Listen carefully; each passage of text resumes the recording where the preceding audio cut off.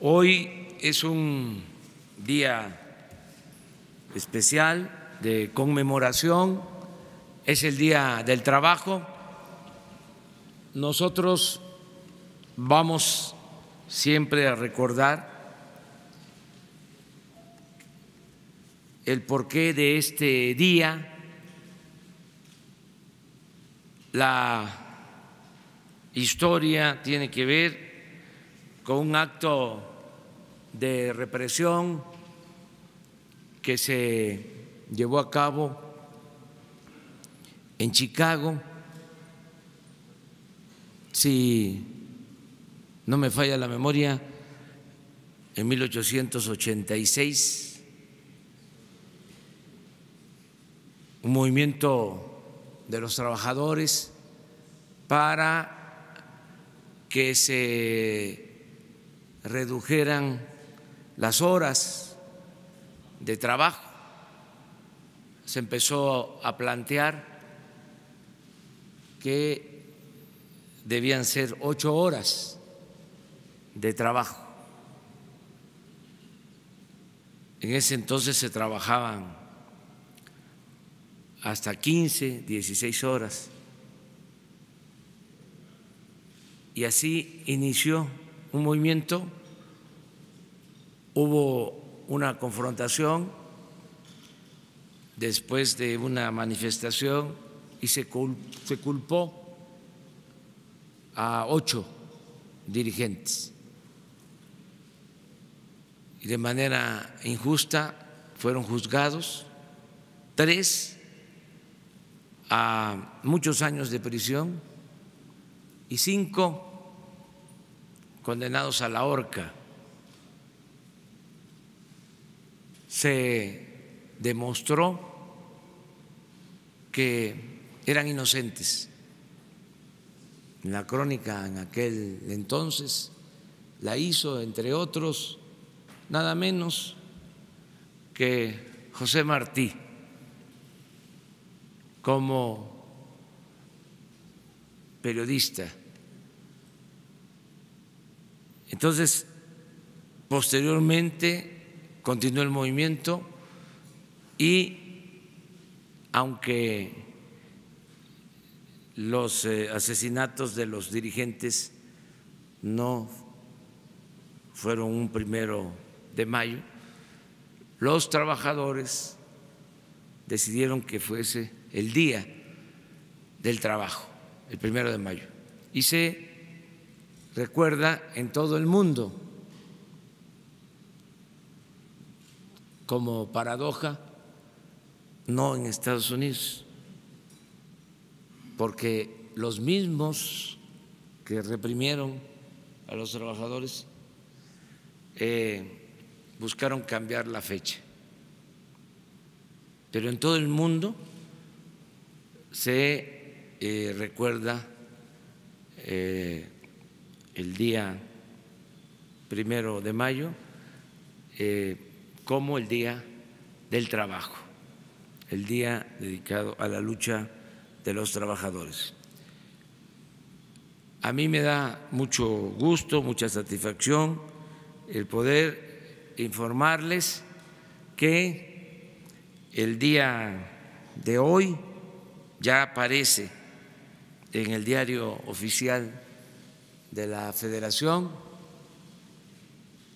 la reforma laboral. Es un avance importante en beneficio de los trabajadores de México. Y le he pedido a Zoé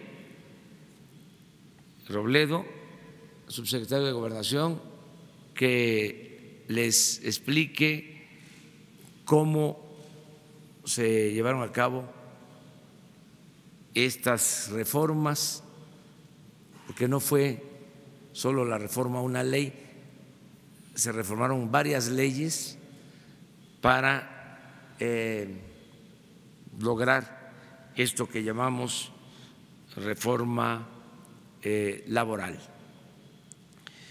Y también le he pedido a Luisa María Albores, secretaria del Trabajo, que les explique, perdón, alcalde, Luisa María Alcalde, que les explique sobre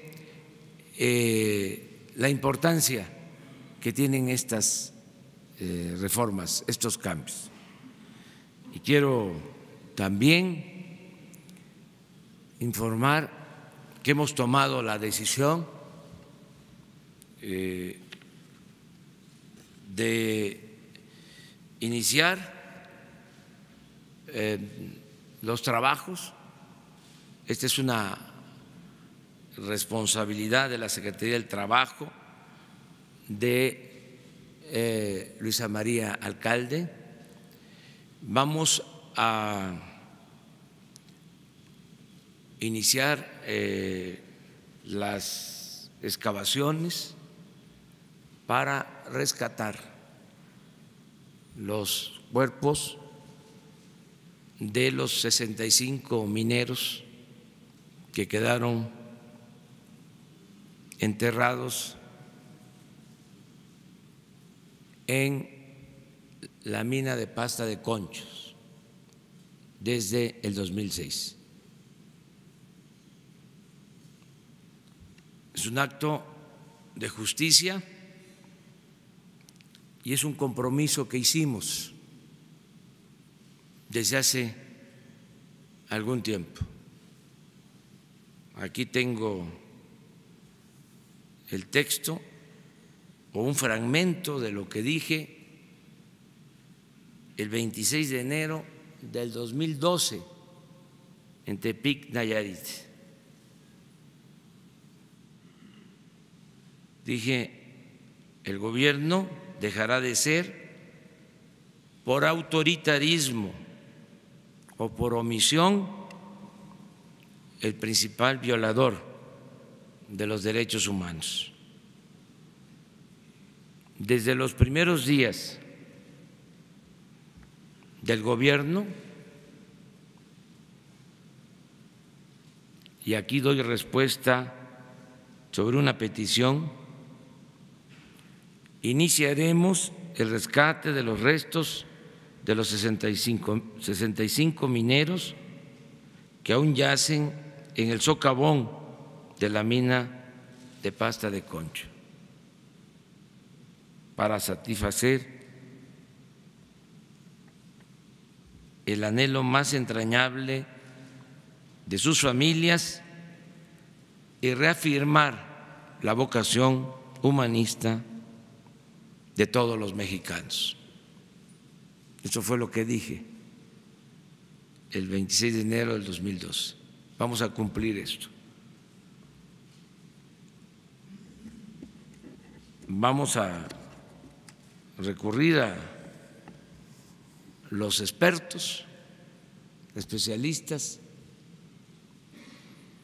y vamos a trabajar para rescatar los restos de los mineros de Pasta de Concho.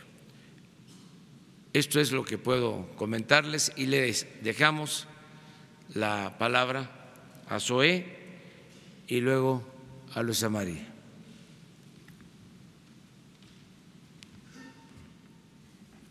Muchas gracias. Con su permiso, señor presidente. Efectivamente, como se ha comentado ya, es altamente simbólico que en este día, el Día Internacional del Trabajo, esté publicándose en el Diario Oficial de la Federación dos decretos. Uno que reforma cinco leyes, son 569 artículos los que están siendo reformados: 555 de la Ley Federal del Trabajo, 6 de la Ley Orgánica del Poder Judicial de la Federación, 2 de la Ley Federal de Defensoría Pública, 2 de la Ley del Instituto del Fondo Nacional de Vivienda y 4 de la Ley del Seguro Social. Es también muy destacable que en este contexto en el que estamos, y a pesar de que estas son reformas todas legales que requerían de una mayoría simple, ambas en las últimas 2 votaciones, tanto en el caso de la reforma laboral que incorpora estas 5 leyes, las votaciones fueron prácticamente unánimes, en el caso del Senado con 120 votos a favor, 0 en contra y 2 abstenciones, y a eso se sumó que también está el día de hoy publicado un decreto que, si bien frente a este número tan amplio de artículos reformados, es también muy significativo, porque es una reforma al artículo 69 en particular de la Ley Federal de Trabajadores al Servicio del Estado, que lleva también a los sindicatos del Estado mexicano a esta ruta de libertad y de democracia sindical. Si a esto sumamos pues todos los eventos que hemos visto, pues el 1 de mayo no solamente es conmemorado y celebrado, sino hay una acción específica, desde luego, en el reconocimiento del movimiento obrero vivo, intenso, pero con un movimiento desde el gobierno hacia la democracia también en la vida sindical desde la Cuarta Transformación. Sería todo por mi cuenta, señor presidente. Gracias. Muchas gracias, presidente. Pues celebramos hoy, el 1 de mayo, con esta publicación en el Diario Oficial de una reforma histórica, una deuda, un pendiente que se tenía en este país, porque la democracia y la libertad no había llegado para el mundo del trabajo. Hoy, con esta reforma, tanto para los trabajadores en general como para los trabajadores al servicio del Estado, se hace una realidad que todas las mujeres y hombres que viven de su trabajo puedan elegir libremente a través del voto personal libre, directo y secreto a sus dirigentes. Esto por un lado. Por el otro lado, acabar con los contratos de protección. Esta reforma laboral trae como requisito, antes de poder emplazar a huelga, recordemos que los contratos de protección son aquellos que se firman a espaldas de los trabajadores sin siquiera consultarlos. Ahora esta reforma trae como requisito el previo a un emplazamiento, se tiene que garantizar que se tiene con la representación. Eso nos va a ayudar no solo a acabar con los contratos de protección, sino también a acabar con la vía de extorsión y de chantaje, como se ha utilizado muchas veces algunos sindicatos. Toda la parte de impartición de justicia cambia. Vamos a pasar de las juntas de conciliación y arbitraje a tribunales laborales. Ahora dependerán del Poder Judicial, tanto a nivel federal como a nivel local. Se establece que previo a juicio se va a pasar por una etapa previa de conciliación. Y esta reforma también implica la creación de un nuevo órgano autónomo, el Centro Federal de Conciliación y Registro, que se encargará, como lo dice su nombre, de la conciliación, pero también de todos los registros sindicales del país, tanto federales como locales, es decir, quitar ese control político que se tenía desde el Ejecutivo para dárselo a un órgano autónomo, y también se encargará de los depósitos de contratos colectivos. Es decir, hay todo un cambio en la impartición de justicia con procedimientos más ágiles, más cortos, orales, en presencia de juez, que dependerán ahora del Poder Judicial. Se van a eliminar las juntas de conciliación y arbitraje. Por el otro lado, se va a crear este órgano autónomo encargado de los registros sindicales de todo el país, del depósito de contratos colectivos y de la conciliación en el caso federal. Y se crean todas las nuevas reglas para garantizar la libertad y la democracia, para que sean los trabajadores los que decidan quién los representa frente a los empleadores en una negociación colectiva. Esto nos va a ayudar a rescatar el corazón de las relaciones laborales, que son los contratos colectivos, y nos va a ayudar a avanzar en el país, no solo para ir aumentando salarios y condiciones de trabajo, sino también como este diálogo responsable para aumentar productividad y fortalecer al sector productivo. Entonces, nos parece que es una noticia extraordinaria para el día de hoy, Día del Trabajo, 1 de mayo. Muchas gracias. Bueno, añado de que la esencia de la reforma, aunque tiene muchas cosas favorables para los trabajadores, es de que se garantiza la democracia sindical, porque se establece por ley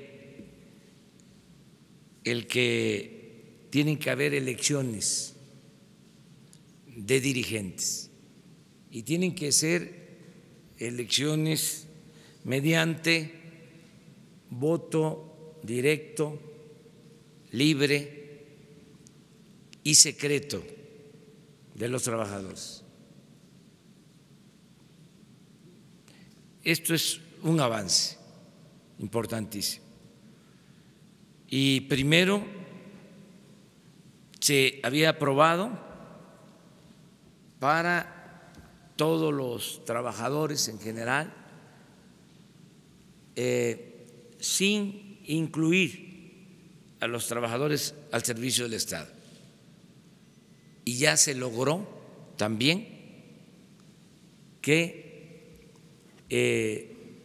deban elegirse dirigentes de sindicatos de trabajadores al servicio del Estado. Esto es lo que tiene que ver con el apartado B. Incluye la elección de dirigentes de maestros, por ejemplo, con voto libre y secreto y directo. Se van a dar muy buenas lecciones de civismo y de democracia en el futuro. Esto es importante destacarlo. Y lo segundo que quiero subrayar es que se logra esta reforma por la buena voluntad de los sectores. Se llega a este acuerdo luego de hablar bastante, de dialogar con el sector empresarial, con el sector obrero, con todos los factores de la producción, y también agradecer mucho a los legisladores, diputados, senadores, porque ellos aprobaron esta reforma. En el caso del Senado, lo decía yo ayer en el Infonavit, 120 votos a favor, 2 abstenciones y 0 en contra. Es como para decir, con todo respeto a otros gobiernos, de otros países tengan para que aprendan. Un acuerdo unánime. No es solo la participación del Ejecutivo, es la participación de los representantes del gobierno, de los trabajadores, de los empresarios, de los poderes del Estado. Entonces, fue un avance importante lo que estamos ahora logrando, consiguiendo. Es histórico este diario oficial de la Federación. Muy bien, ahora sí, abramos. Las tres compañeras. Buenos días, presidente. Preguntarle sobre este anuncio que hace del rescate de los mineros, preguntarle si habrá participación de Grupo México, ya que usted había afirmado, incluso todavía en campaña, que Germán Larrea nunca quiso comprometerse al rescate de estos cuerpos. Incluso usted había mencionado que era un empresario de mal corazón. Y por otro lado, preguntarle en cuanto a la reforma educativa, dado que no fue aprobada, no alcanzó la mayoría, ¿qué va a pasar con el memorándum? ¿Este se mantiene vigente? ¿No va a haber evaluaciones para maestros? ¿Y cuál es el plazo de aplicación de este memorándum para no aplicar las leyes en materia de educación? Gracias. Bueno, en el caso del rescate de los mineros, se habló con los familiares. Luisa María, alcalde, habló con los familiares de los mineros y es una petición que vienen haciendo desde hace mucho tiempo y se buscó a Germán Larrea, aunque ya en otra ocasión yo se lo había planteado, y está fuera del país y nosotros tomamos esta decisión. Estoy seguro de que no va a oponerse porque es una decisión con dimensión humanitaria y es también una decisión del Estado mexicano. Como presidente de la República he tomado esta decisión y tengo facultades. Podemos hacerlo y no creo que se oponga. Si ayuda, bienvenido. Si no ayuda, de todas maneras, lo vamos a hacer.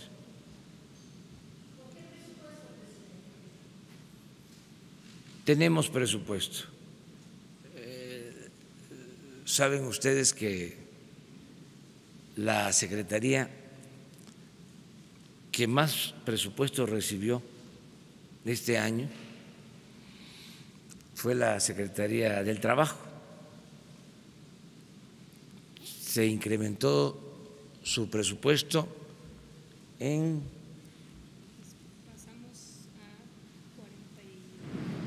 pero como en 500%. ¿Cuánto era el presupuesto de la Secretaría del Trabajo? 4,000 millones. En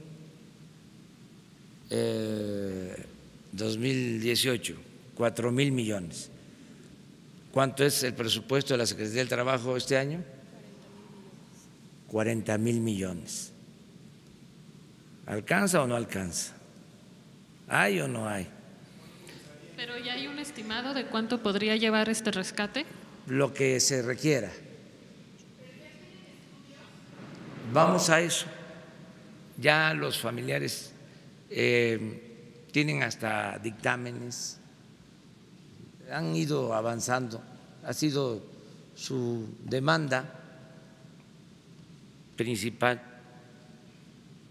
Entonces, tomamos la decisión de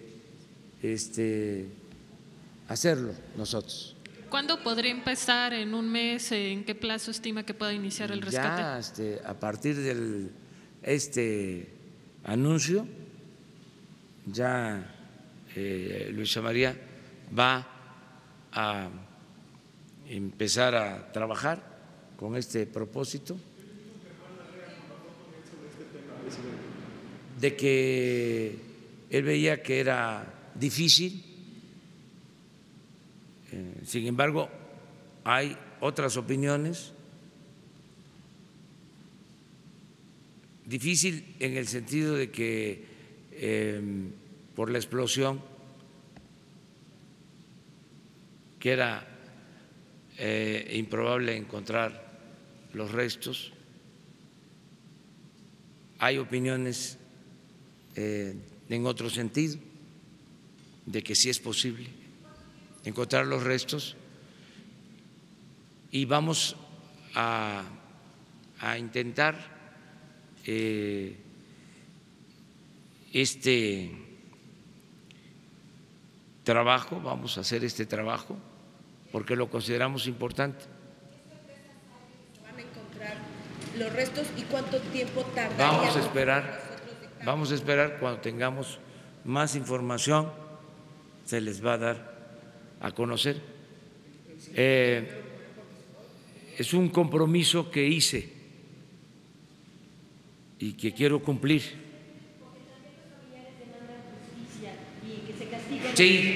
Sí, hay otras demandas. Vamos a dar respuesta a esta demanda en particular.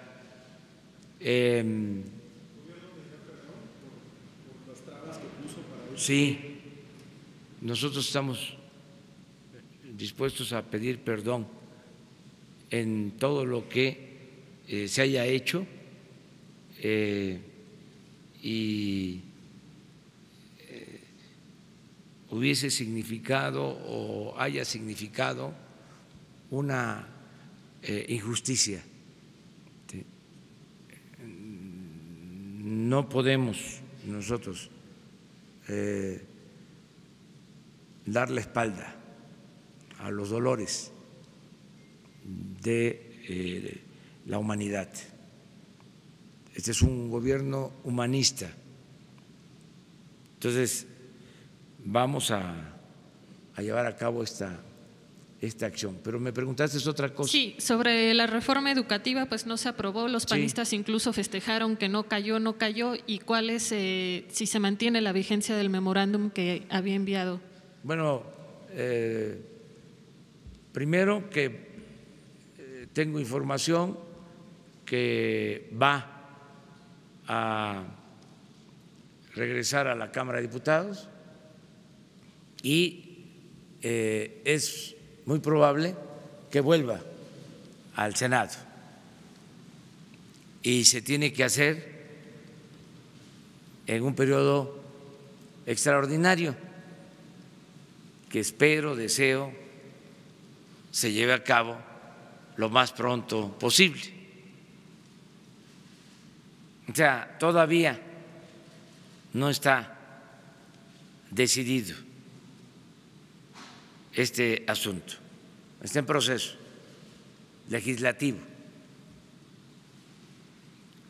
No se alcanzó la mayoría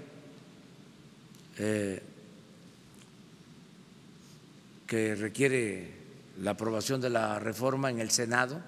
Faltó un voto porque los senadores de un partido conservador votaron en bloque en contra. Sí, pero en bloque un partido conservador se opuso no puedo decir qué partido fue, se los dejo de tarea. Y faltaron 2 o 3 senadores del movimiento liberal que no asistieron o se fueron o no estuvieron. Entonces, yo espero que para la próxima estén presentes y de esa manera se logre la aprobación. En tanto, se cancela la mal llamada reforma educativa y se aprueba la nueva reforma educativa, pues está vigente con sus características específicas el memorándum.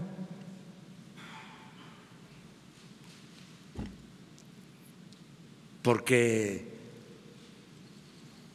dijeron de que era ilegal, que era inconstitucional, pero no han presentado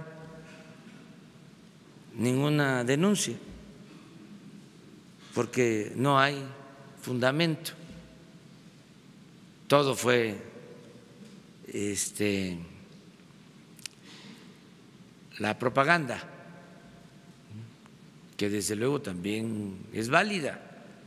O sea, a nuestros adversarios no les gusta lo que hacemos, a los del Partido Conservador y a sus voceros.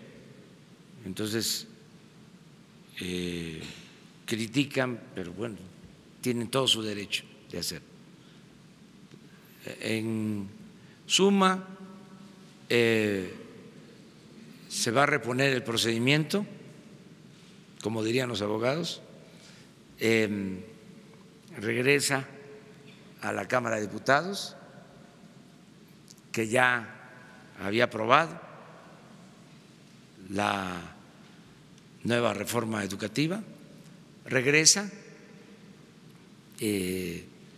los diputados van a devolver el proyecto al Senado y se vuelve a someter a votación. Es muy difícil que cambien de opinión los del bloque conservador, pero bueno, no descartarlo, porque hay milagros. Se puede dar el caso de que ellos cambien y que los que faltaron, 1, 2, 3, pues que participen, que vayan, y entonces se puede aprobar la nueva reforma. Presidente, ¿fue falta de capacidad de negociación de Ricardo Monreal para lograr esta mayoría calificada y pedirá alguna sanción para estos morenistas que se ausentaron? No. Es que cuando hay 20, ¿cuántos fueron los que votaron en contra? En el Senado. En el Senado, cerca de la totalidad del resto de PRI, PAN. No, pero no se puede decir eso. Son como 38 votos. 38. Entonces, es un bloque, pues. Ya dijimos de que los morenistas en el Senado y en algunas entidades como por ejemplo Tlaxcala, que es de donde yo vengo, pues el Congreso, aunque tenga mayoría de Morena, no se perciba así, teniendo solamente una persona del PRI, parezca que el PRI sigue gobernando? ¿Eso no le preocupa, al menos en la cuestión del Senado? No me preocupa, porque es otro tipo de situaciones. No debemos de mezclar. O sea, una cosa es lo que hace la legislatura de un estado y otra cosa es la aprobación o no aprobación de la reforma educativa en el Senado, que es lo que estamos tratando.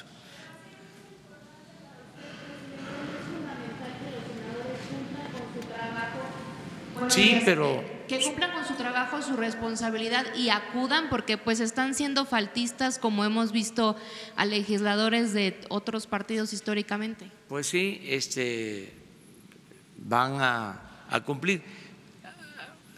En algunos casos, me decían, de los tres, hubo incluso quienes fundamentaron,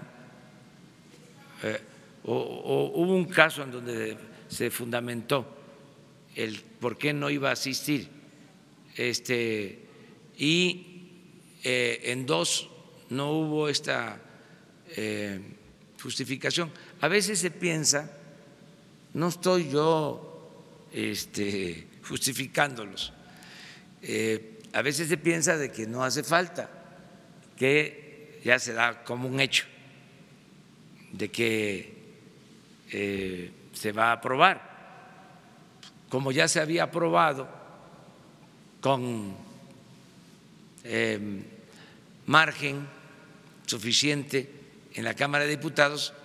A lo mejor pensaron, pues 1 o 2 votos no va a ser la diferencia, y resulta que sí, que fue por 1 voto. Entonces se va a reponer, claro.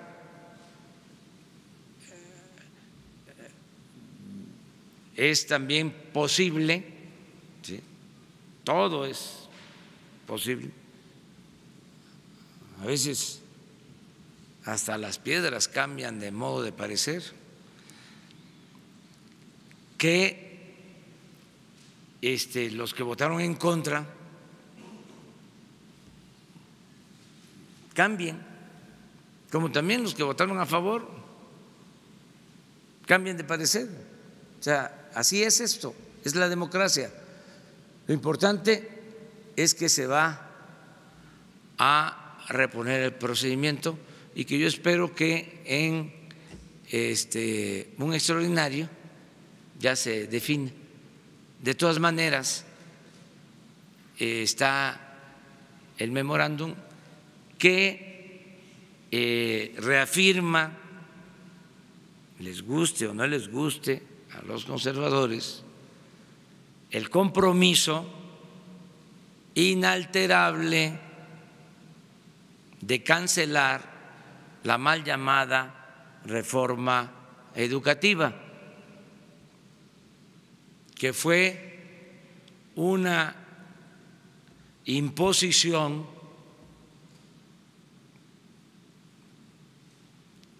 que se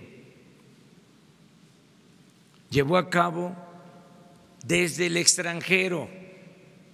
Ya nada más por ese simple hecho no tiene legitimidad. ¿Saben qué hacían? Y ahora me están dando pie a que les dé un informe adicional. ¿Saben qué hacían? Definían en el extranjero la agenda que tenía que aplicar el gobierno de México. No teníamos ni siquiera una agenda propia. Eran las llamadas reformas estructurales. Así se malgobernó en los tiempos pasados, en el periodo neoliberal o neoporfirista, con puras recetas enviadas desde el extranjero. Reforma educativa, reforma energética, reforma fiscal.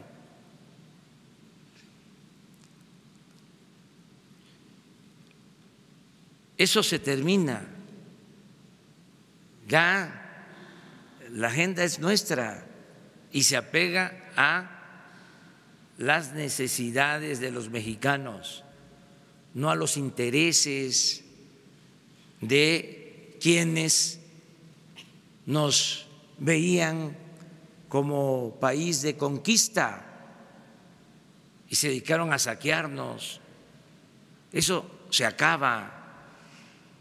Quiero informarles que ayer se vencía el plazo para presentar el plan de desarrollo y ya entregamos el plan de desarrollo 2018-2024, y digo 2018 por el mes de diciembre. El plan de desarrollo para el sexenio, y no tiene nada que ver con los planes de desarrollo que se presentaban en el periodo neoliberal o neoporfirista. Ni siquiera los términos tecnocráticos se utilizan. Vamos por un camino del todo nuevo, no por el camino trillado del periodo neoliberal. Este plan de desarrollo se va a dar a conocer el día de hoy, lo voy a subir a las redes para que se conozca. Pero es nuestro. Llevaba años, 36 años, en que no se hacía un plan de desarrollo apegado a nuestras necesidades. Ahora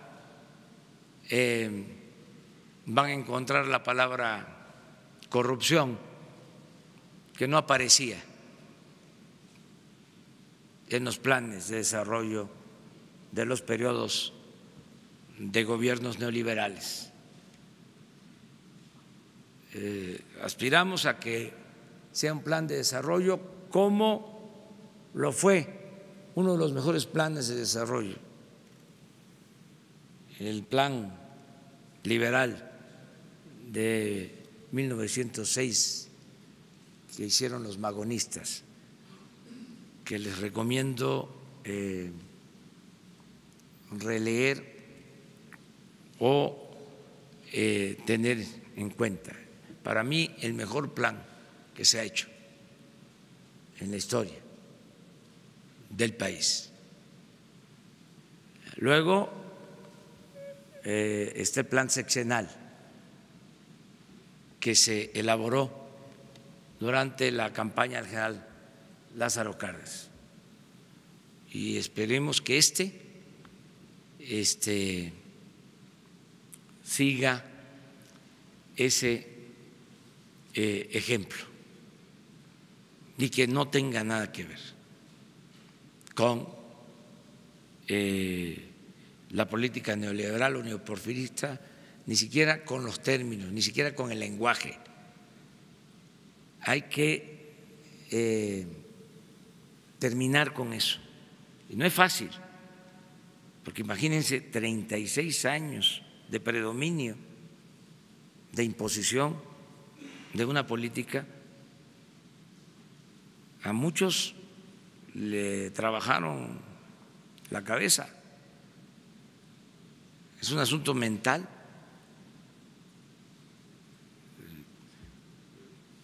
mucho tiempo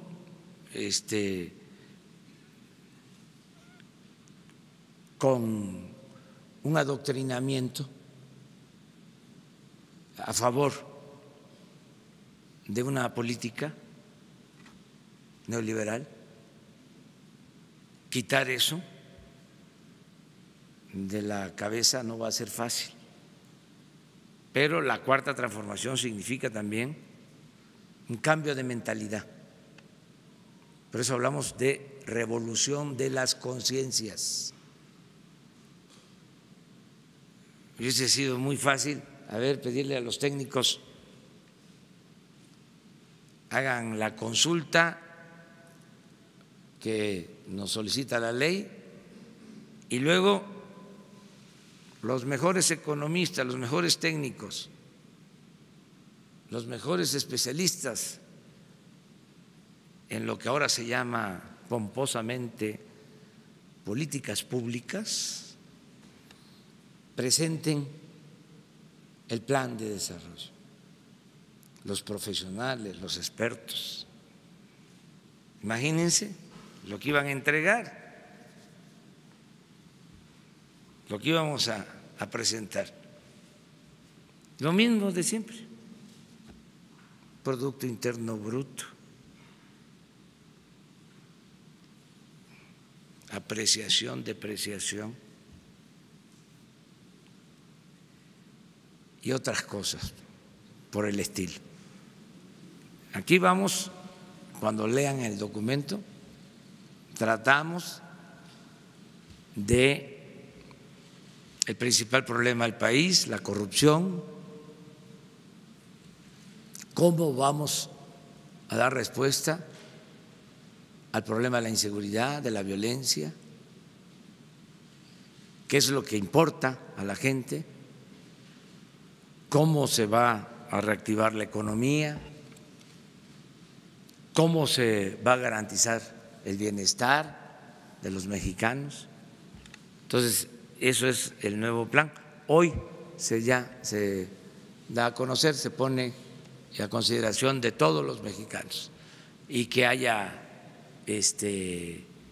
polémica, que se lea, que se cuestione y que haya aportaciones también.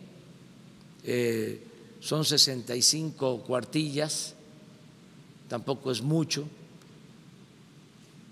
porque con un lenguaje tecnocrático y 100 o 200 cuartillas, pues es como tomarse un tafil. Esto está ligero, no tiene los tecnicismos que no se comprenden fácilmente, y puede enriquecerse, se puede ampliar, se puede mejorar, pero ya es un documento para fijar la nueva política de desarrollo del país. Aquí habíamos quedado en 3. Sí, hola presidente, soy Nuri Fernández de La Caracola y quería hacerle un comentario sobre el tema de la paz y del freno a la violencia a partir de los recientes sucesos en Minatitlán. Nosotros pensamos que es muy importante rescatar en los hechos de Minatitlán la respuesta de la gente, es decir, el hecho de que los sepelios se convirtieron en actos públicos, de que después la gente se atrevió a ir a marchar a Jalapa y a expresar lo que le había pasado para pedir un freno a la violencia, y que después pues ustedes estuvieron allá con ellos.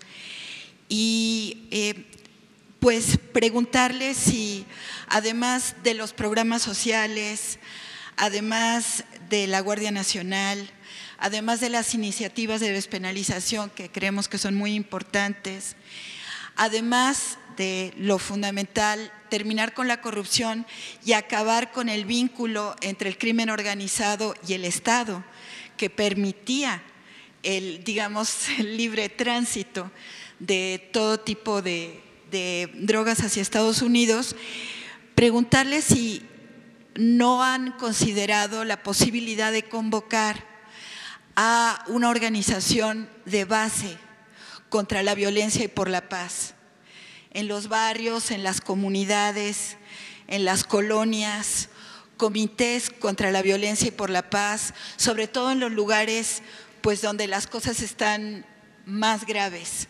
¿Por qué razón? Porque pues la gente se organiza ya para buscar los cuerpos, ¿no? Y sería bueno pensar en una organización preventiva, que la gente es la que tiene más información, que sabe lo que está pasando y que podría ayudar muchísimo al gobierno en el esfuerzo de la paz y contra la violencia.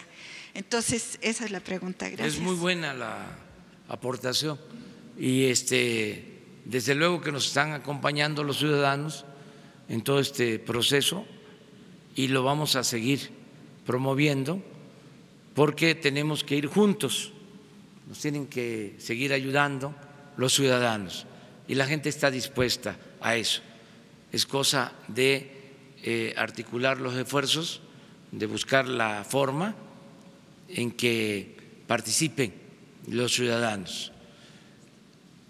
Hay ventajas, por ejemplo, lo que señalabas, el no permitir la impunidad. ¿Por qué la violencia? Y también, ¿por qué la corrupción? Porque se toleraba. O sea, desde el gobierno, en el caso de la violencia, había contubernio, sigue habiendo, porque no podemos limpiar de la noche a la mañana un gobierno corrupto que estaba tomado, secuestrado al servicio de la delincuencia común y de la delincuencia de cuello blanco. Entonces es un proceso, pero es una ventaja el que no se permita la impunidad, cero impunidad. En eso estamos. La otra ventaja es que podamos contar con el apoyo de los ciudadanos, que nos tienen confianza y que saben que no vamos nosotros a ocultar nada ni vamos a cometer una injusticia. Entonces, yo tengo por eso mucha confianza de que vamos a ir avanzando. Dejaron muy destruido el gobierno, se afectaron mucho las instituciones, bueno, se afectó el tejido social, uno de los saldos más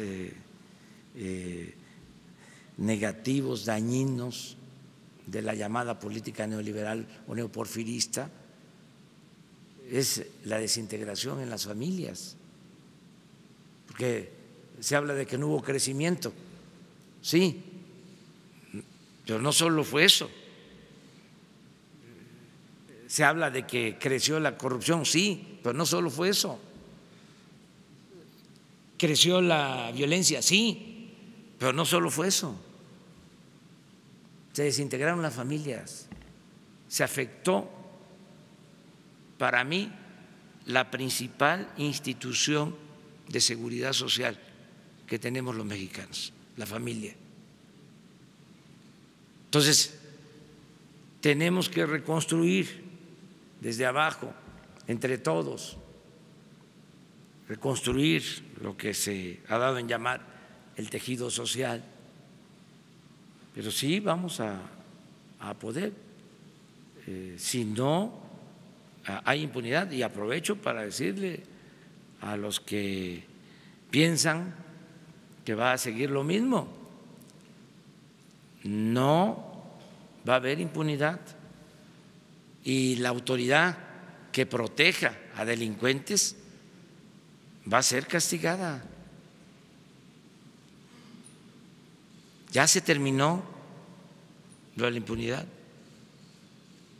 Ayer me preguntaban sobre la actitud de jueces del Poder Judicial.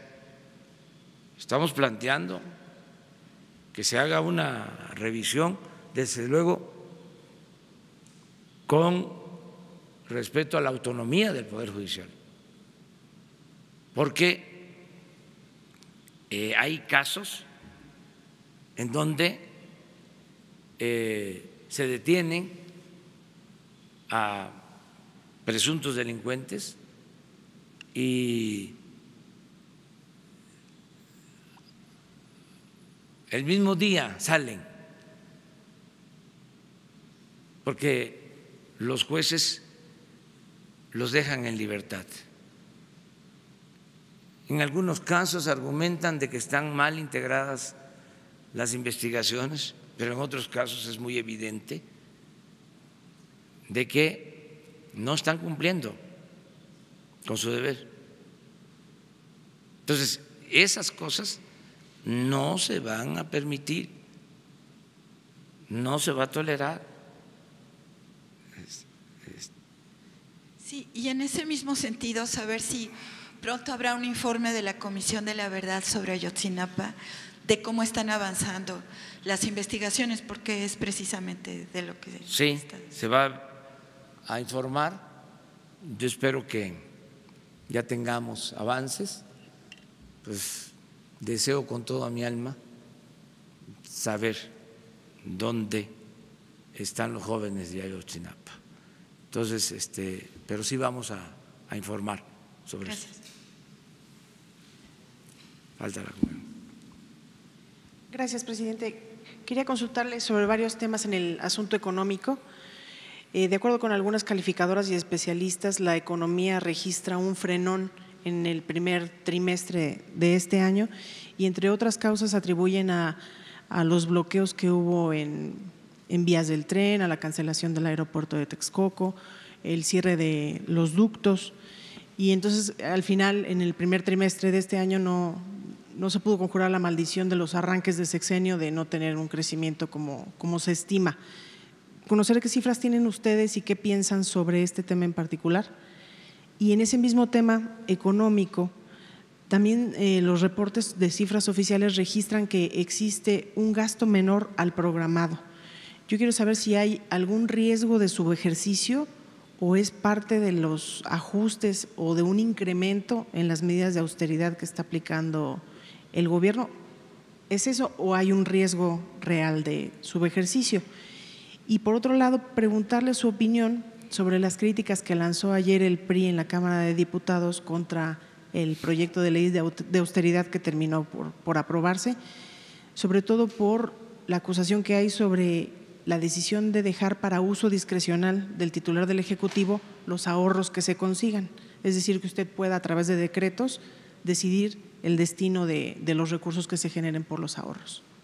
Bueno, acerca de lo primero, pues nuestros adversarios están apostando a que nos vaya mal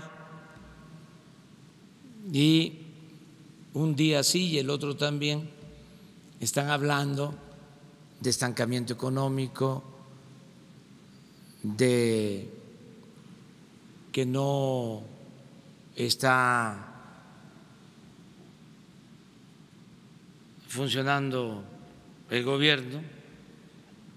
Lo cierto es que vamos muy bien, muy bien. Nada más les recomendaría a los expertos y a los analistas conservadores que revisaran cómo fue el primer trimestre del inicio del gobierno de Ernesto Zedillo.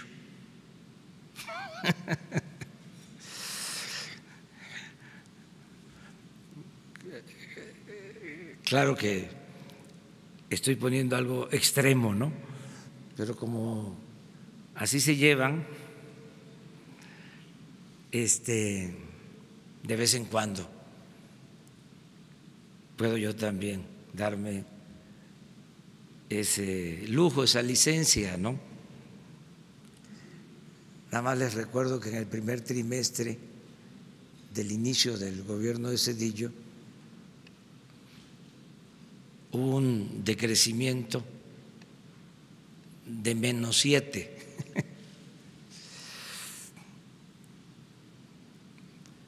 Sin embargo, por los conservadores, ese gobierno está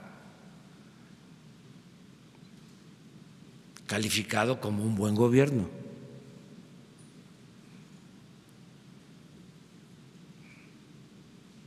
Aún con el FOBAPROA, porque fue genial eso de convertir las deudas privadas en deuda pública. Entonces, bravo, bravo. Vamos muy bien.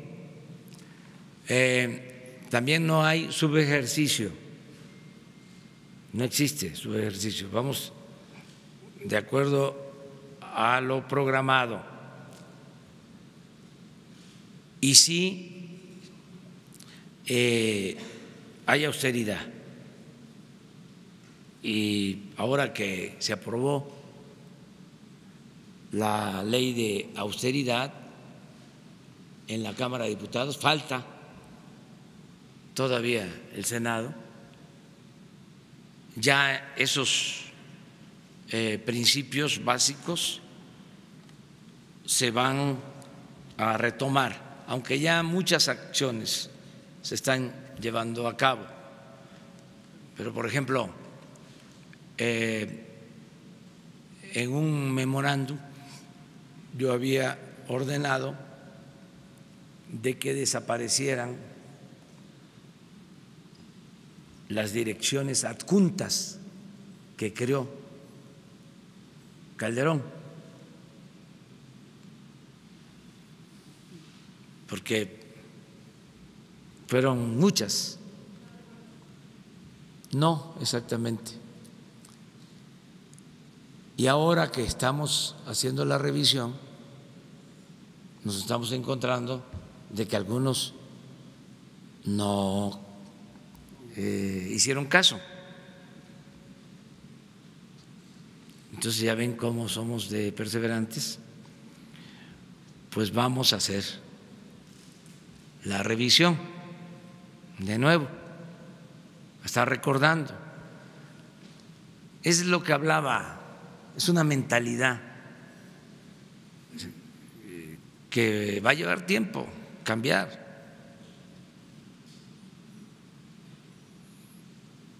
Pero tenemos que modificar todos esos procedimientos. No puede haber gobierno rico con pueblo pobre. Le costaba muchísimo al pueblo mantener al gobierno.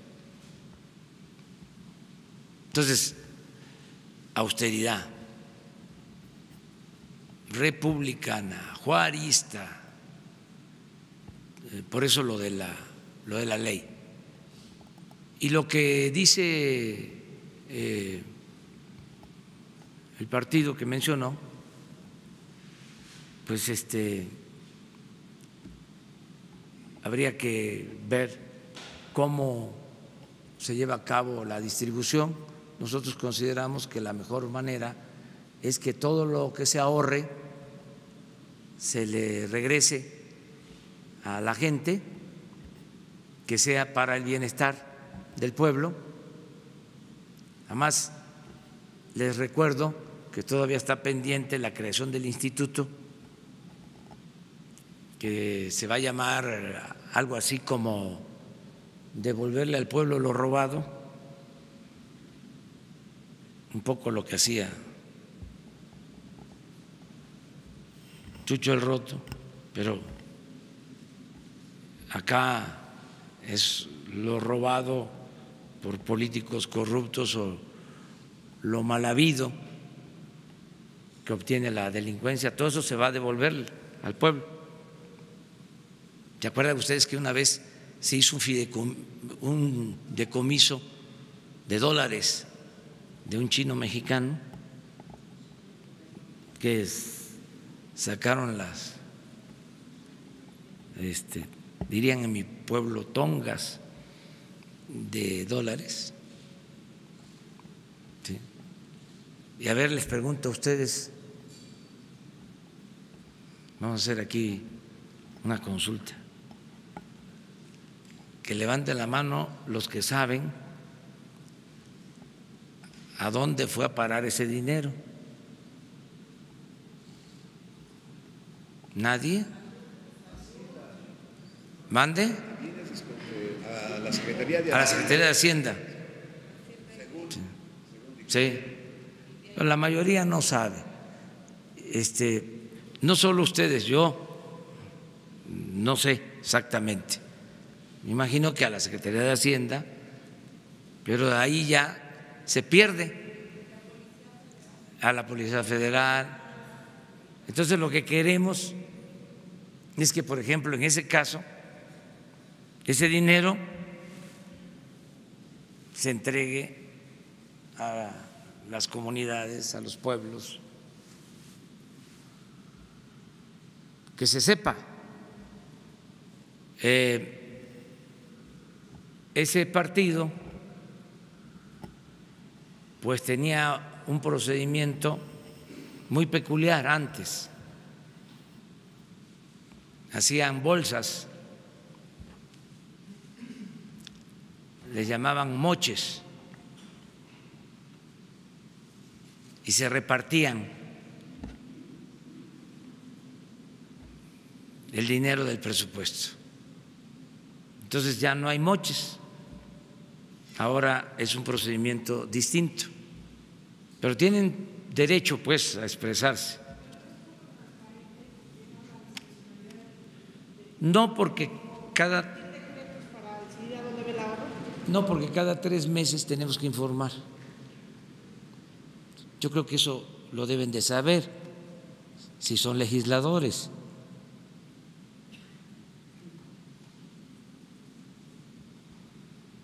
Tenemos que informar cómo va el ejercicio del presupuesto. ¿Sí? Y además, si hay una modificación tanto a la ley de ingresos como al presupuesto, pues se tiene que solicitar la autorización del Congreso, que incluso es probable, ¿sí?, que en el transcurso del año se haga un ajuste al presupuesto, una reasignación de recursos, tienen que haber transferencias en el marco de la ley, y se hace poniendo a consideración de la Cámara. Por ejemplo, si hay un ahorro en gasto de operación, porque ya no van a haber asesores, en el caso que se decidiera así. Porque ¿para qué queremos asesores? Que no el secretario de Comunicaciones es un experto, es un hombre con gran experiencia, el ingeniero Jiménez Espriu, que no tiene a subsecretarios también con mucha experiencia. Entonces, ¿por qué los asesores? ¿Para qué?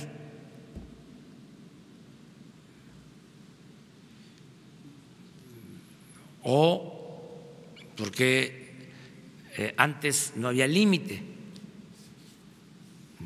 y se podían tener 10, 15 asesores. Era forma de darle oportunidad a los amigos, a los conocidos. Entonces todo eso se va a terminar. Entonces si ahorramos, porque ya no van a haber tantos asesores, o estas direcciones adjuntas que se van a quitar todas,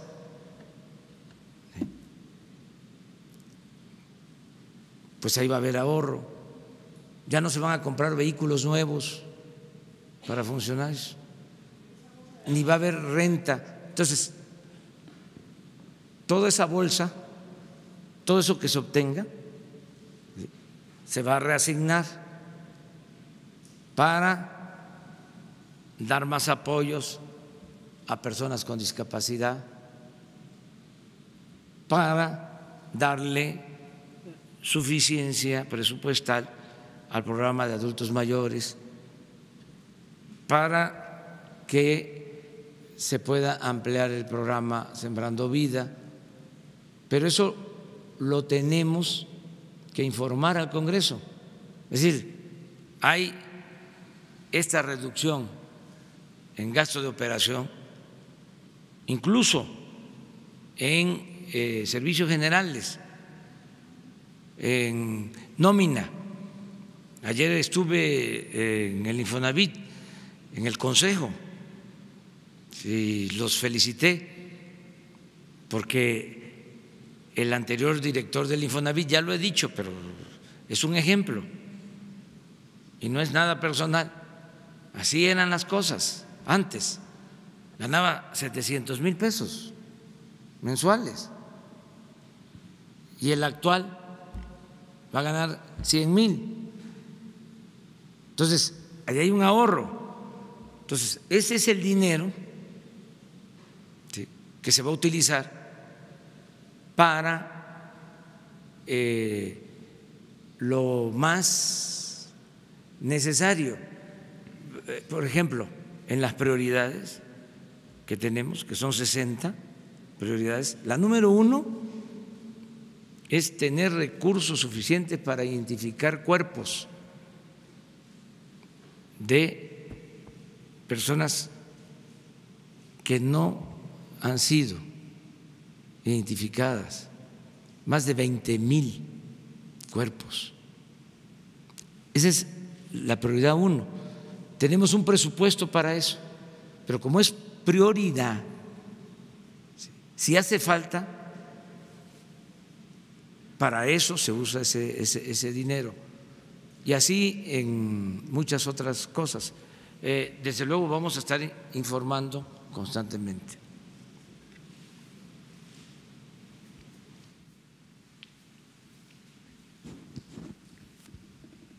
Presidente, buenos días. Hoy en el Universal tenemos que el ministro Alberto Pérez Dayán propondrá al Pleno de la Suprema Corte declarar inconstitucional la Ley Federal de Remuneraciones por violaciones al proceso legislativo. ¿Usted cree que esto se va a analizar a mediados de mayo? ¿Y usted cree que esta situación es por precisamente los señalamientos que usted ha hecho al Poder Judicial? Y también, a su vez, ayer en la CONAGUA, al parecer, los gobernadores le presentaron a usted señalamientos de jueces en los estados que han incurrido en actos de corrupción y al parecer usted ordenó que se haga una mesa. ¿Quién encabezará esta mesa por parte del gobierno federal? Y si esta propuesta fue de Enrique Alfaro y si Enrique Alfaro estaría también siendo parte de esta mesa para analizar casos de corrupción de jueces. Gracias. Bueno, los procesos que se siguen, ya sea por amparos presentados, controversias acerca de la disminución de los sueldos de los altos funcionarios públicos, pues va a seguir su curso hasta que se llegue a una definición. Nosotros vamos a seguir defendiendo el que no deben haber sueldos extravagantes como los que existían.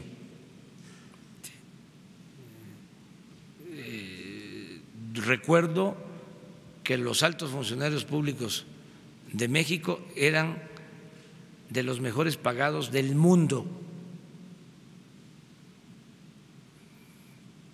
Creo que solo el presidente de Estados Unidos. Y ahora no sé cuánto esté recibiendo el presidente Trump, pero antes solo el presidente Obama ganaba más que los ministros de la Corte. No ganaba más el presidente de Francia ni de Alemania, ningún jefe de Estado o primer ministro o presidente de un país que lo que ganaba un ministro de la Corte. O sea, hay pruebas de esto. Acabo de hablar de lo que ganaba el director del Infonavit. Entonces, es un abuso, con todo respeto, habiendo tanta pobreza en el país, tantas necesidades, que existan estos sueldos. Es lo mismo de los expresidentes, eran los que tenían la pensión más alta en el mundo, ahí sí, sin duda, eran los que recibían más de todos los expresidentes, alrededor de 5 millones de pesos mensuales en total. Entonces todo eso ya se eliminó, pero claro, hay controversias, hay amparos, que se continúe con todos esos procesos judiciales y que al final pues se resuelva lo que convenga. Ya está en la Constitución, en el artículo 127, que nadie puede ganar más que el presidente de la República. Eso está aprobado, es constitucional. Y yo creo que todos sabemos, no solo los abogados, de que la Constitución es ley suprema, es la ley de leyes.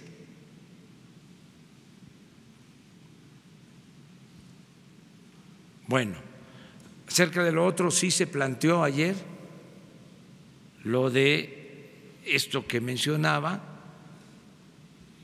que hay comportamientos indebidos o, como dicen los abogados, presuntamente indebidos, inapropiados en jueces y en magistrados. Y el gobernador de Jalisco hizo mención de este asunto, porque se da este problema en todo el país con jueces y con magistrados, pero de manera muy evidente en Jalisco. Entonces, de manera muy respetuosa, se va a pedir al Poder Judicial, considerando de que es un poder independiente, que atienda este asunto, porque sí,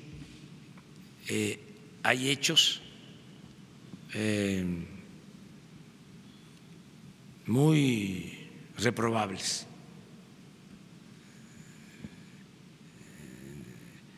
¿Se realizará una mesa por parte del gobierno para analizar estos casos? Se está pidiendo plantear al Poder Judicial este asunto y al mismo tiempo ofreciendo todo nuestro apoyo, porque es un asunto también del Estado mexicano. No puede permitirse que ninguna organización delictiva, sea de lo común o de cuello blanco, tome, secuestre instituciones, se apodere de instituciones. Eso no. Es un asunto que tenemos que cuidar todos para pintar bien la raya entre delincuencia y autoridad, que no haya contubernios. Eso se trató y sí fue Enrique Alfaro. Atrás. Te vas a esperar mañana. Hola, buen día, señor presidente. Kevin Ramírez, del diario 1+1. Presidente, en estos meses de gobierno ha presentado programas sociales como Sembrando Vida, que apoya la reforestación y al campo. Pero, señor presidente, en su administración tiene contemplado una estrategia para abastecer de agua a todo el país, ya que datos de la INEGI, más de 44 millones de mexicanos les escasea el agua en sus hogares. Entonces, ¿tendrá una estrategia para abastecer de agua a todo México con colaboración futura de la Comisión Nacional del Agua, señor presidente? Muchas gracias. Sí, miren, parte de la estrategia que estamos siguiendo es impulsar el desarrollo regional, que podamos crecer en donde tenemos los recursos naturales indispensables, que se pueda crecer donde hay agua disponible. La vez pasada hablaba yo de la producción de leche en la laguna. Es una fuente de trabajo importante, es un esfuerzo de los empresarios que han creado este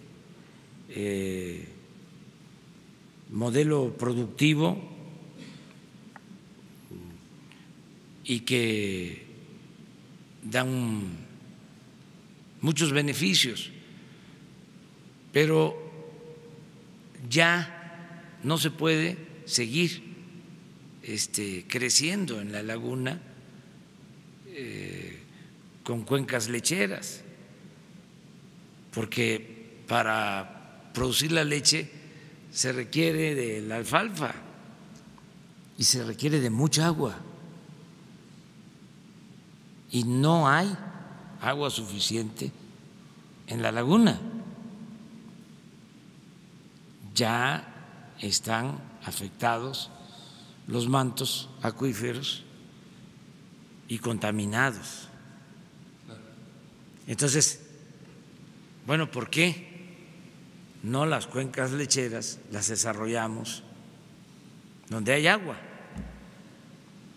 Porque la leche, además pues de otro contenido, significa básicamente agua. Entonces, ordenar eso. Y para cuidar nuestra naturaleza y que no nos falte el agua, pues hay que reforestar. ¿Qué es lo que estamos haciendo?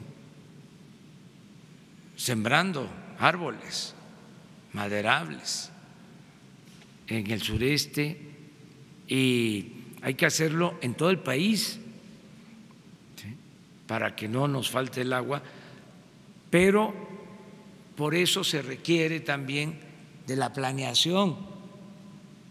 Esa es una diferencia con el modelo neoliberal. Para ellos, el mercado es lo predominante, la rentabilidad. Cuando se tiene un Estado democrático, se tiene que buscar que haya una planeación racional, que haya un desarrollo sustentable. No es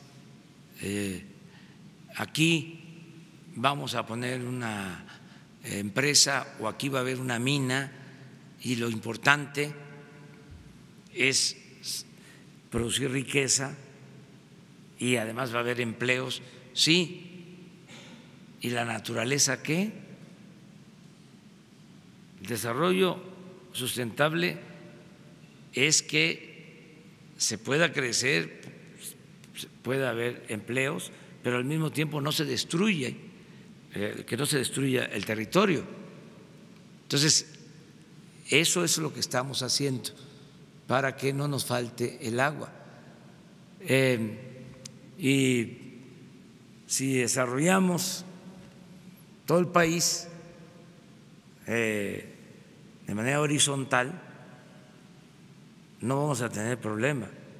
Lo que sucedió en el periodo neoliberal es que hubo migración, ¿sí?, a donde había oportunidades de trabajo. Entonces se abandonó la mayor parte del territorio nacional donde hay agua y la gente en busca de trabajo se fue a los centros turísticos, a las ciudades fronterizas y desde luego del otro lado de la frontera. Entonces, ahora lo que queremos es que haya un desarrollo parejo. Ayer se lo comentaba yo a los gobernadores, porque en el norte, en el centro del país, si no hubo mucho crecimiento, pues no dejó la economía de desarrollarse, de desenvolverse. Pero en el sur sureste, en todo el periodo neoliberal, hubo decrecimiento. Entonces, era un desbalance. Lo que estamos buscando ahora es equilibrar. No quiere decir quitarle al norte o quitarle al Bajío, no, mantener el crecimiento en el norte, mantener el crecimiento en el Bajío, pero que haya crecimiento en Guerrero, en Oaxaca, en Chiapas, en Tabasco, en Campeche, en Yucatán, incluso en Quintana Roo, porque ha habido crecimiento en Quintana Roo, sí, pero en Cancún y en Playa del Carmen, no en Otompe Blanco, en Chetumal, no en Felipe Carrillo Puerto, no en Morelos. En esos municipios no ha habido crecimiento. Todo se ha concentrado en el Caribe por el turismo. Entonces, queremos que haya un crecimiento parejo, equilibrado. Y así vamos a poder contar con agua de manera permanente. No apostar, por ejemplo, a que siga creciendo la Ciudad de México, porque aquí ya no hay agua suficiente y lo que se producen son hundimientos, ¿sí? Además, traer el agua, ¿sí?, es además muy costoso. Entonces, en vez de traer el agua, vamos a dar oportunidades para que la gente pueda vivir donde hay agua. Ese es el plan. Ustedes tres.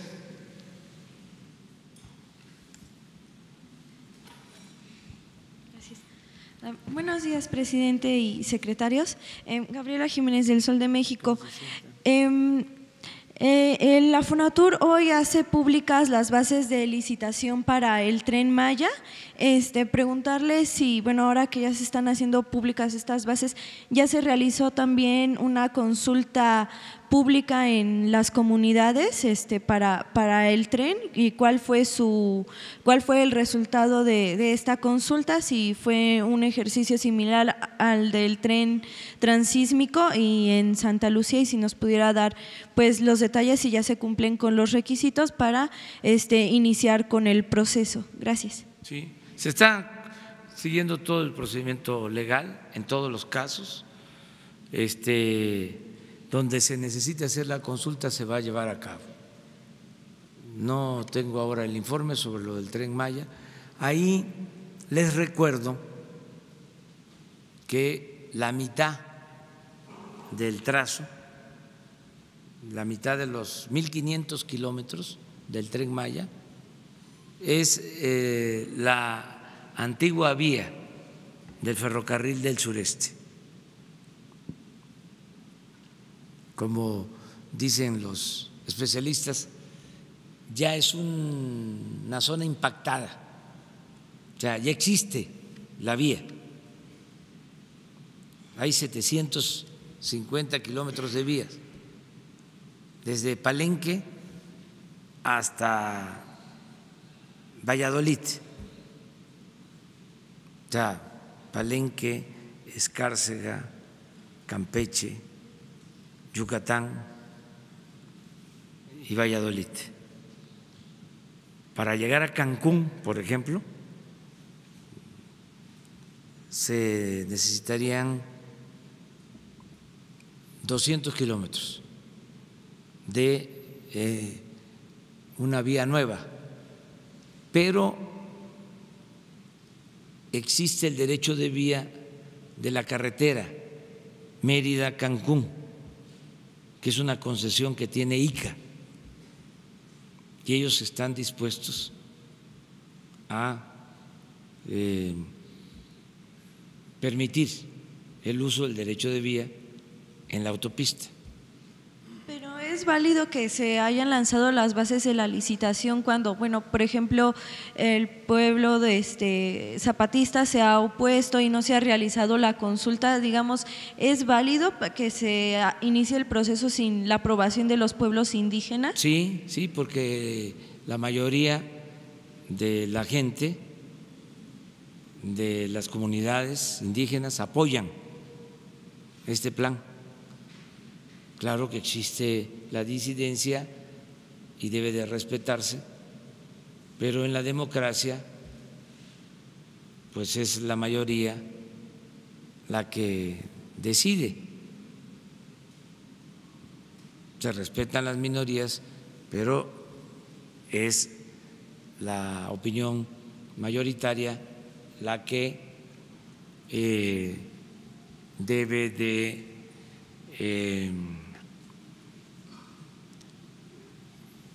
tener la posibilidad de decidir al final, y eso es lo que se está haciendo. En esto también ofrezco disculpa por estar repitiendo y repitiendo, parezco disco rayado, pero los conservadores quisieran que no hiciéramos nada. ¿De cuándo acá los de la prensa fifí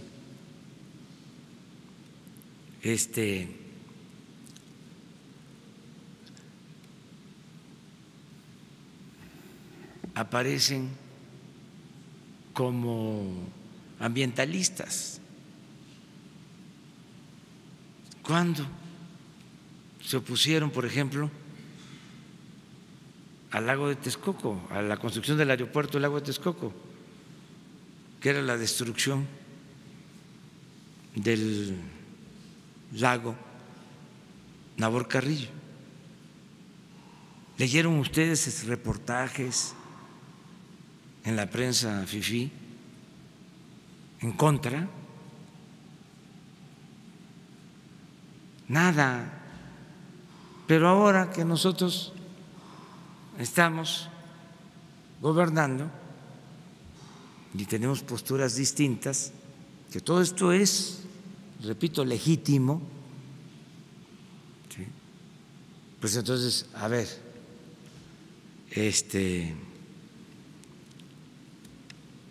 ya hicieron consulta. ¿De cuándo acá los conservadores defienden a las comunidades indígenas? Si la verdad, son bien racistas y clasistas, pero tienen derecho a expresarse, como también nosotros tenemos derecho a dar a conocer nuestros puntos de vista. Entonces, todo lo que se necesite hacer, de acuerdo a la ley, se va a hacer, se va a consultar a todos los pueblos, no se va a imponer nada.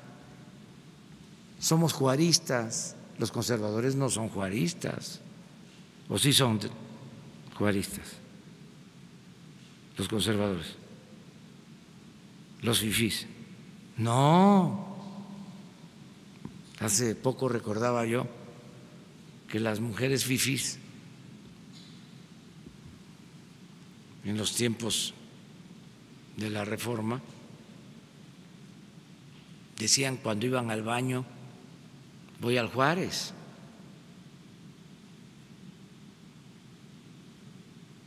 Entonces, ¿qué decía Juárez?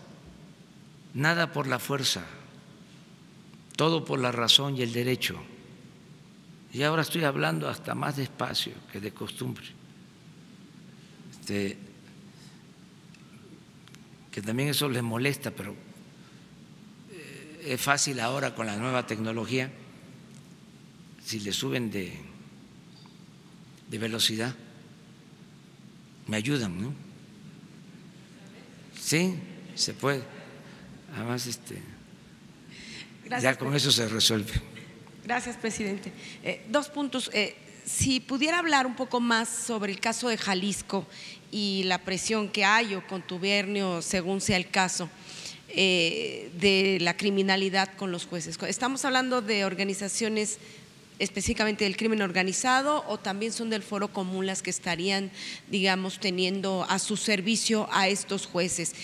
Así como Sinaloa ha sido más legendariamente la tierra de Joaquín El Chapo Guzmán, el estado de Jalisco siempre ha estado lleno, rodeado, cundido del crimen organizado y también de todas las ramificaciones de este líder, de este cártel que lideraba Joaquín El Chapo Guzmán, pero también está el cártel Jalisco Nueva Generación.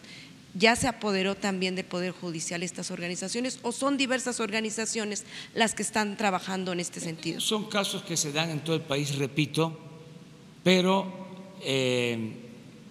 muy notoriamente en Jalisco, y han sucedido casos, se han dado hechos muy lamentables. Y voy a hablar de uno, porque además todo esto nos ayuda para que las autoridades que actúan con rectitud no se sientan solos, que todos apoyemos.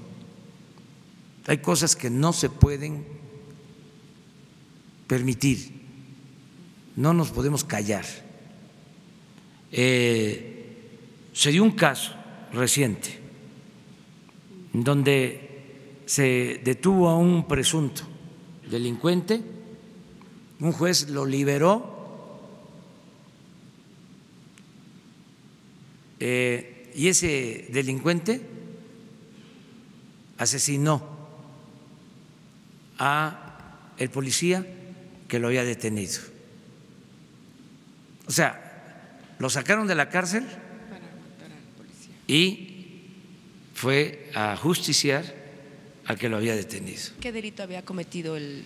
Entonces, eso es inaceptable. Entonces, se tiene que actuar, se tiene que investigar y limpiar, si es necesario,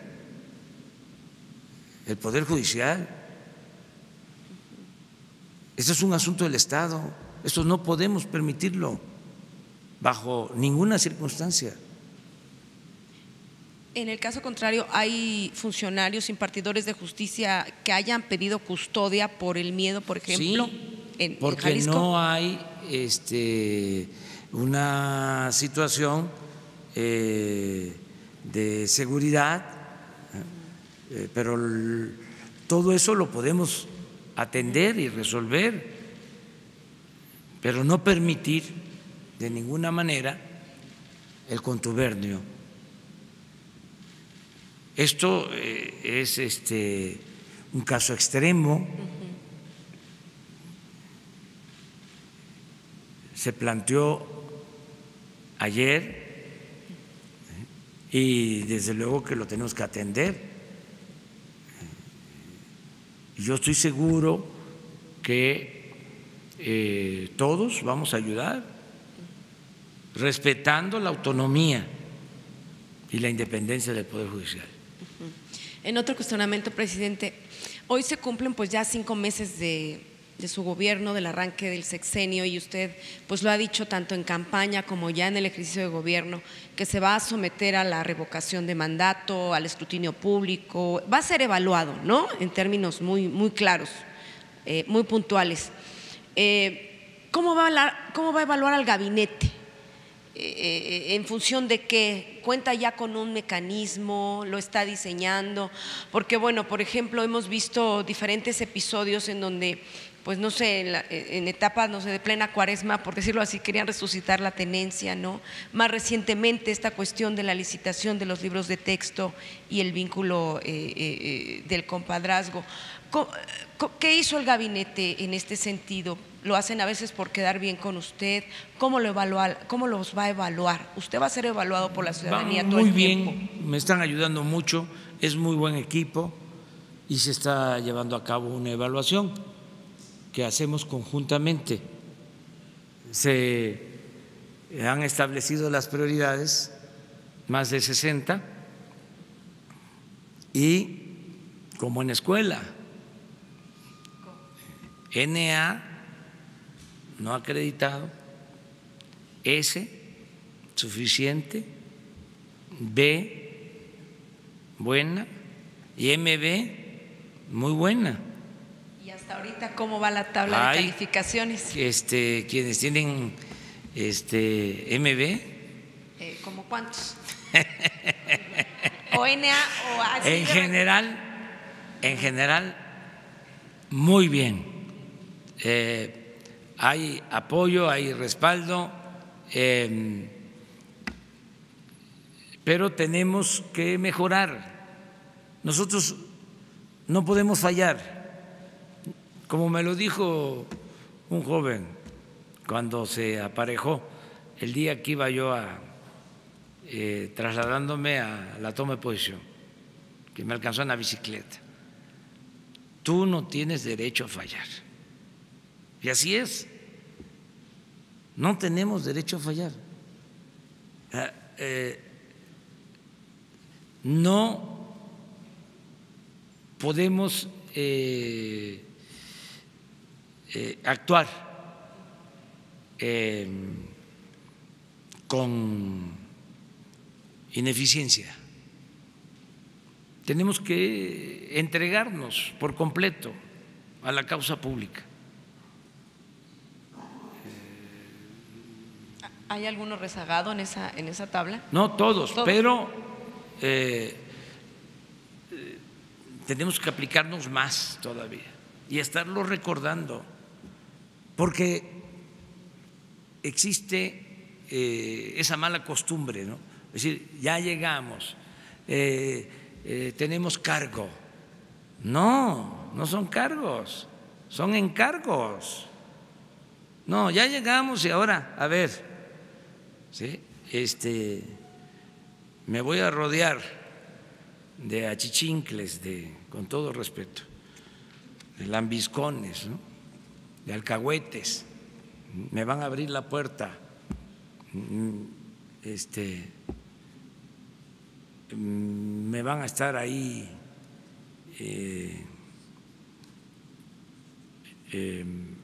acompañando en todo, van a estar de salameros, pues ya no. Entonces hay que estar recordando, esto ya cambió, es una transformación. No es un cambio de gobierno, es un cambio de régimen.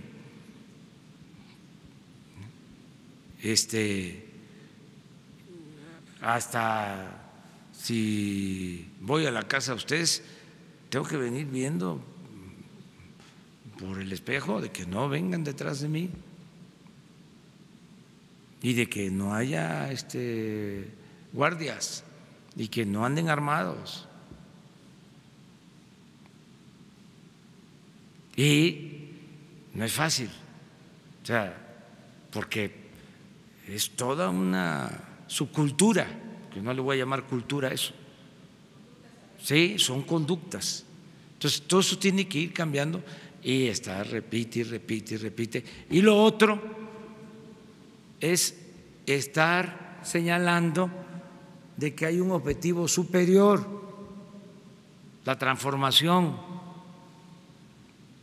que no son parcelas, no es lo que haga la Secretaría de la materia, sino es lo que vamos a hacer en conjunto, como equipo, para lograr la transformación de México. Ver el bosque, no solo el árbol, y acabar también con otro problema, el sectarismo. Los que hacen grupos. El sectarismo hace mucho daño, tanto en la política como en el gobierno. Hace poco les comentaba de un poemínimo. Dice, había un reino en donde se aprobó una ley, se aplicará el sectarismo. Y no se permitió que se unieran las flores con las mariposas. Y nunca hubo primavera. O sea, no al sectarismo. O sea, ¿cómo nos vamos a estar peleando? La unidad para la transformación. Entonces, adentro del gobierno y afuera. Pero vamos muy bien. Sí, en efecto, son 5 meses. Yo voy a informar el mes próximo y hay razones para estar optimista. Vamos muy bien. En la economía, en la política, en lo social, requete bien. Tenemos pendientes lo de la salud, pero ya lo estamos atendiendo. Pero vamos avanzando bastante bien. Y vamos a dar resultados pronto en materia de seguridad. Que dicen que me pongo camisa de fuerza, hablando de que pronto va a haber paz y va a haber tranquilidad y vamos a resolver el problema de la inseguridad y de la violencia. Y que para qué digo, en cuánto tiempo. Pues estoy seguro de que vamos a resolver el problema, que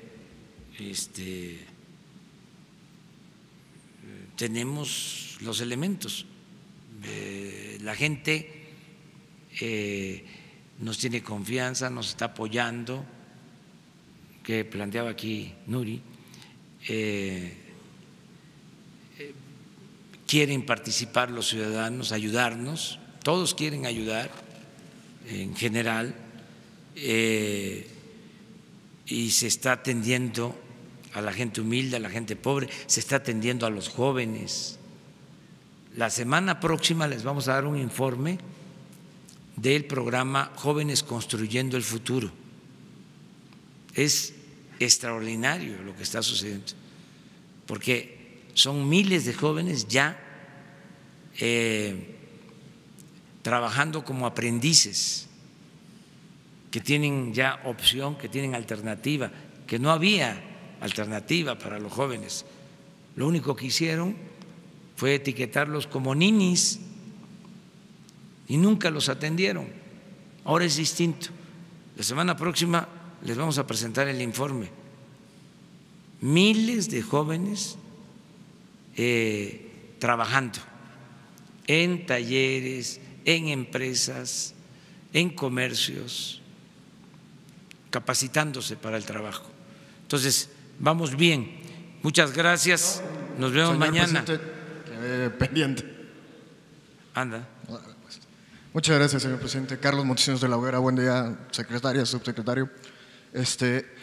Siguiendo con el tema de la seguridad y la salubridad que acaba de mencionar, ayer en la CONAGO nos informaron que también le expusieron el caso de los migrantes de las caravanas, que incluso se han hecho detenciones a algunos de estos migrantes centroamericanos porque ya habían sido reclutados por el crimen organizado y habían participado en la generación de violencia en algunos estados como Tamaulipas.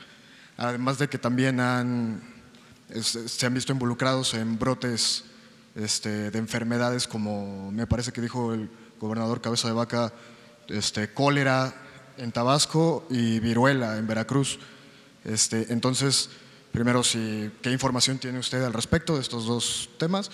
Y si esto podría causar un cambio en la política que se ha llevado hasta el momento para atender las caravanas migrantes. Muchas gracias. No, ayer hablamos de este tema, 3 cosas. Primero, que estamos insistiendo en atender las causas, que se apoye a nuestros hermanos centroamericanos, que haya programas de desarrollo para que haya empleo, que haya trabajo, que haya bienestar, que haya paz en Centroamérica. Eso lo estamos planteando para Centroamérica y para México, pero nosotros estamos avanzando en ese sentido. Comentaba yo que solo en Chiapas ya se están sembrando 200,000 hectáreas y se van a dar este año, y ya muchos ya están recibiendo sus apoyos, 80,000 empleos, solo en Chiapas, en el campo, en el Sembrando Vida, sembrando árboles maderables y frutales, solo en Chiapas. Entonces, lo primero es cooperación para el desarrollo. Lo segundo es que se entienda también que todos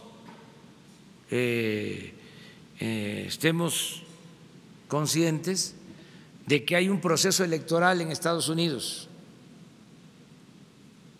que nada más tener eso como referente, porque antes decían los economistas o los políticos, decían la economía es asunto de los economistas, la política es asunto de los políticos. No, la economía, la política es asunto de todos, son oficios, es exagerado, ¿no?, decir que es ciencia. No, es juicio práctico. Entonces, que todos sepamos, hay elecciones en Estados Unidos, con todo respeto, porque tenemos que seguir aplicando el principio de no intervención y autodeterminación de los pueblos, pero para entender lo que nos pasa y lo que sucede hay veces que se tiene que hablar de ciertas circunstancias. Allá tienen un periodo de gobierno de 4 años con reelección. Entonces, ¿qué suele pasar? De que el presidente gobierna 2 años y otros 2 pues los tiene que dedicar a lo electoral para buscar reelegirse. Y entonces en esos 2 años,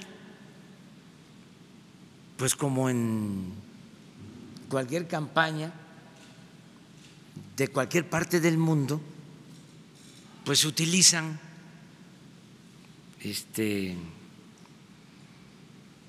temas. Entonces ahora estamos en esa temporada.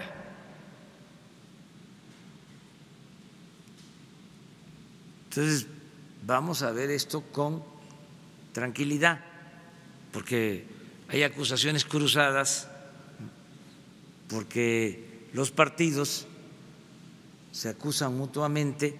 Eso sucede allá y sucede en México y sucede en España y sucede en cualquier país. Entonces, nada más tener eso como referencia. Entonces, cuando hay una temporada así, ¿qué es lo más recomendable? Pues actuar con prudencia, entender ese contexto. Y como decía Calimán, serenidad y paciencia. Y lo tercero es que en el caso migratorio, pues no dejar de actuar con humanismo y con respeto a los derechos humanos. Y aquí informo, porque tengo elementos para decirles que no tenemos ningún problema de enfermedades o de epidemias, porque se sueltan rumores, ¿no?, que no hemos tenido problema, casos muy aislados que no significan ningún riesgo para nada y que estamos buscando ordenar la migración, proteger a los migrantes y garantizar los derechos humanos, y al mismo tiempo mantener una muy buena relación con el gobierno de Estados Unidos, no pelearnos, una relación de buena vecindad. Eso es lo que estamos planteando. ¿Eso fue lo que le comentó a los gobernadores? Eso fue lo que yo dije. Sí, entonces, ¿habrá más recursos para los estados o alguna cosa por el estilo? Porque sí, ellos mismos reconocen que están rebasados. Estamos trabajando de manera conjunta. Por ejemplo, ayer la reunión con los gobernadores se dio en los mejores términos. Yo les agradecí todo su apoyo, todo su respaldo.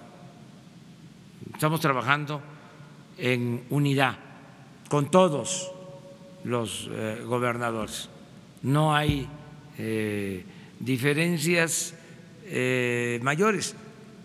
Existen, desde luego, algunos puntos de vista distintos, pero son más las coincidencias y la decisión unánime de trabajar de manera conjunta. O sea, fue una muy buena reunión, en muy buen ambiente, y siempre va a haber respeto. Muchas gracias.